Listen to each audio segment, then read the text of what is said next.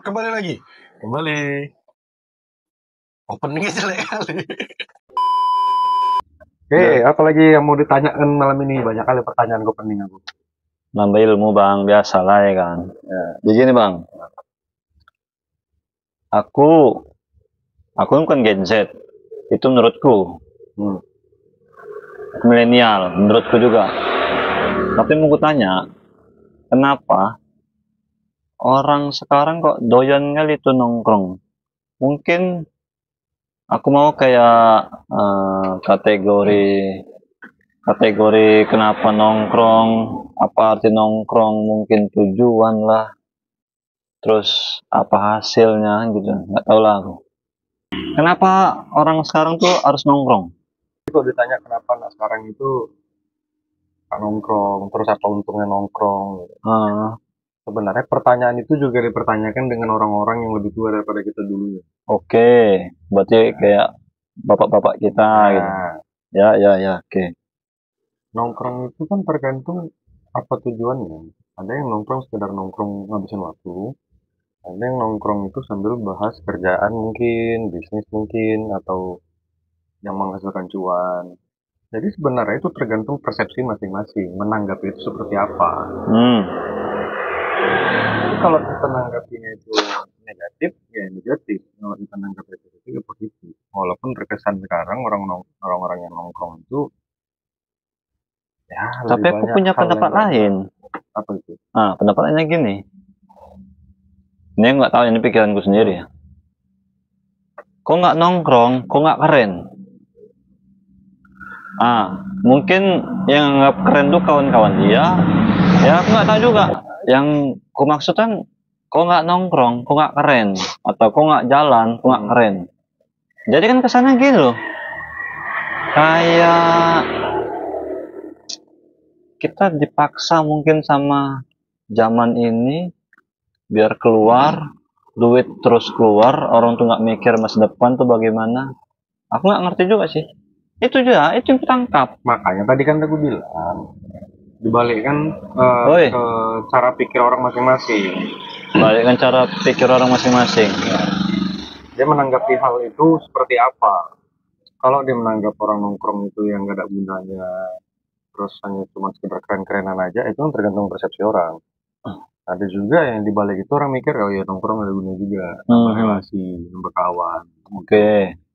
Tunggu dulu bang, nambah relasi kan aku bawa kawan nih, berarti kawan aku ada kawan lain yang baru. Itu nama relasi. Kalau kawannya cuma itu doang, nanti ujung-ujungnya apa? Main ML, Clan, FF, PUBG mungkin, itu numpang WP. Itu dia, makanya nongkrong itu ada yang positif, ada yang negatif.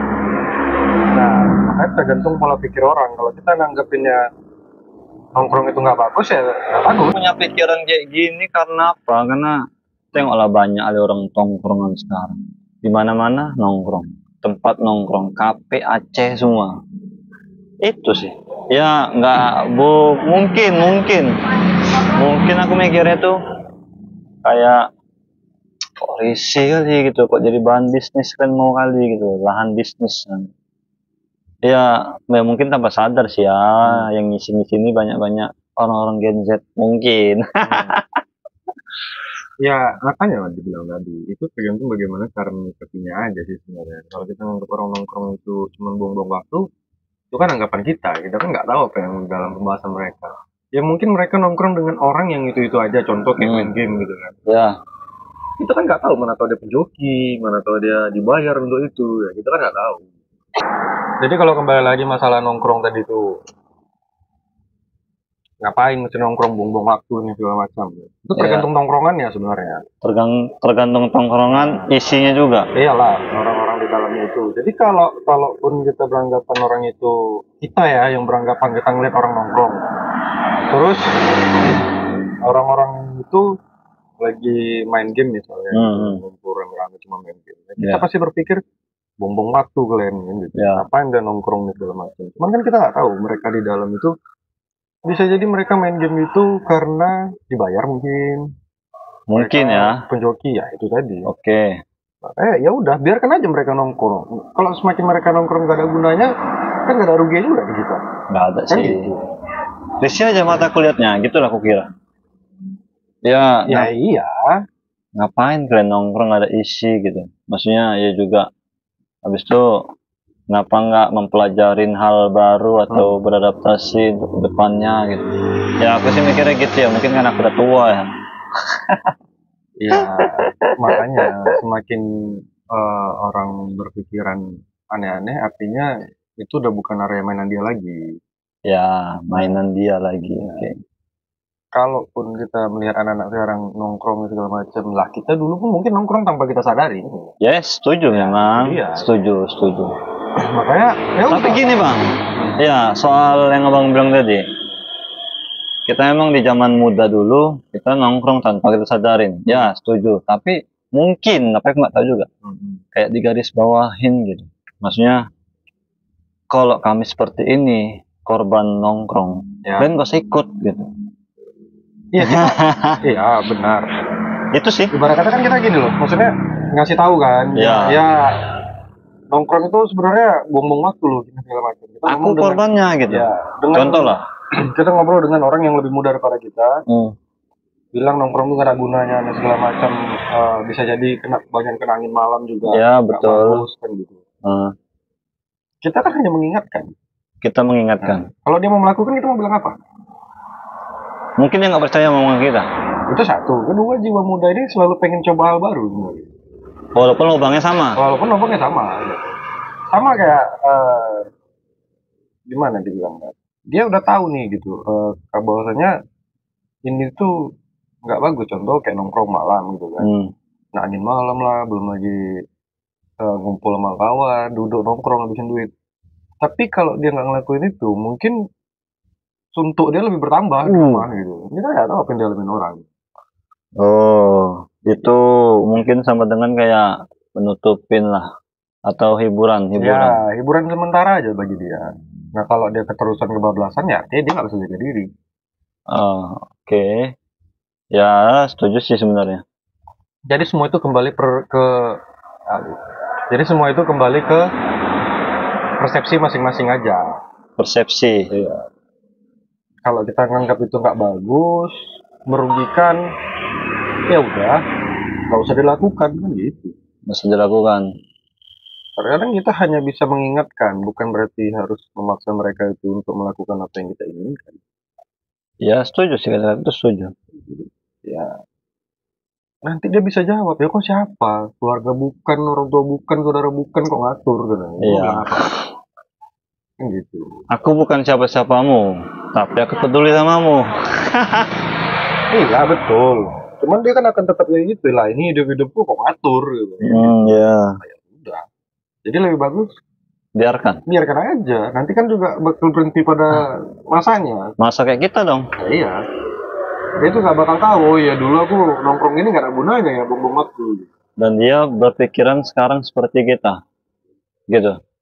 Dan dia Bisa jadi kalau ada pikirannya. kalau nggak bodo amat lah gitu. Karena udah amat lah. Bodo amat. Korban zaman jadinya dia. Berarti itu mungkin masuk ke siklus lah ya. Iyalah, siklusnya fasenya gitu. Kalau memang Nanti Gen Z bakal gini sekarang, nanti gen alpha gini juga.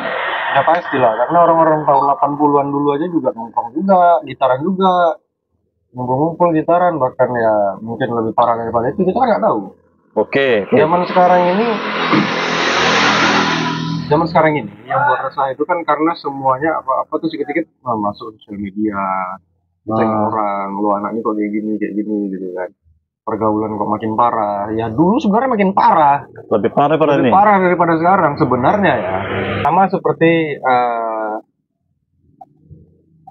orang-orang yang mungkin di tahun 80-an, Oh, mungkin ya. tahun 80-an. Ya. Zaman sekarang itu semuanya serba terekspos. Simpelnya. Zaman sekarang itu semua hal berita apapun itu semua diposting. Oke, kehidupan pribadi. Kehidupan pribadi dia bahkan karena mencari sebuah ketenaran atau pengakuan di sosial media bahwa saya tuh ya ini lalu hidup aku gini segala macam. Padahal belum tentu hidup itu menarik bagi orang lain. Oke, itu mungkin menurut dia aja lah. Nah, itu menurut dia. Nah, itulah yang namanya dengan terekspos tadi kan. Ya, ya. Mengekspos dirinya untuk ke sosial media itu kan zaman sekarang serba kayak gitu. Jadi akan timbul pro dan kontra. Oke. Orang yang melihat, ih, kok kayak gini kali. Ada yang lihat, ih keren juga nih kan gitu. Nongkrong malam, tempatnya ngumpul cantik. sama kawan, tempat cantik beautiful. Bah, mungkin bagi orang keren, tapi sebagian orang juga anggap apa yang gak penting kali kan gitu. Oke. Sebenarnya pun kalau dari segi kehidupan sama aja sih sebenarnya. Orang tahun 80-an mungkin yang Mirip tadi. ya sama aja. Sebenarnya bedanya zaman dulu itu nggak terekspos karena nggak ada sosial media. Jadi kalau di banding-bandingkan kehidupan zamannya sekarang dengan zamannya dulu, umur ya mungkin tahun 80-an, Ya. sebenarnya sama aja bahkan lebih parah. Karena kenapa aku bilang gitu? Karena gini, zaman sekarang sosial media aja, contoh kayak iklan rokok mungkin. Rokok ya. Itu dulu barbar. Oh, Iya, boleh lihat aja di YouTube banyak iklan rokok tahun 80-an mungkin. Nah, itu banyak. Jangan tengok aja lah. dikemas kayak Bahkan kalau sekarang orang iklan cuman kayak rokoknya nggak nampak. Nah, kalau orang dulu iklan itu ya temen rokok. ngerokok. Kayak ya nge-fly ya gitu-gitulah. Boleh cek sendiri aja lah. Nah, itu satu. Kedua, filmnya zaman dulu itu asli no sensor semua. No sensor. Ya. Oh, Ya, berarti belum ada pelarangan gitu belum ya? ada pelarangan KPI ya, Komisi Ya. Penyiaran Indonesia mungkin. Dialah penyaringnya sekarang gitu ya. Ya, kalau dulu mana ada, boleh nonton film Warkop DKI aja lah yang syuting di pantai itu kayak gimana. Sekarang mana ada kayak gitu. Jadi sebenarnya semua itu sama aja, tergantung gimana cara nyikapinnya. Berarti Gitu. konsepnya gini lah ya. Ya, zaman dulu lebih barbar. Tapi satu hal yang pasti kutangkap tadi ceritanya karena nggak ada sosmed. Ya, Oke, berarti penggunanya bukan penggunanya sih. Ya, industri juga belum ada kan gitu. ada cuman nggak terlalu banyak. Nggak terlalu banyak. Cuman TV aja dulu. Kalau dulu kan belum ada yang kayak gitu. Nah sekarang semuanya kayak gitu. Bahkan sosmed sekarang juga menyiarkan kita bisa live sendiri kan gitu. Ya, itu industri baru lah bahasa. Kalau dulu ya mana ada live ya suruh aku suruh sama aku gas kan gitu. Bahkan dulu masih zamannya surat-surat menyurat.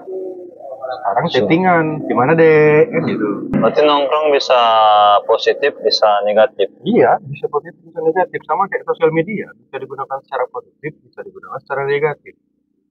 Ada juga yang live streaming itu untuk memberikan informasi yang berguna, yang mengedukasi. Ada juga yang live streaming ya menjatuhkan diri sendiri. Contoh ya live streaming si ceweknya pakai baju seksi segala macam gitu. Ya, Gitulah ya. tergantung pengguna sih sebenarnya. Nah, kembali kayak ke masalah sosial media.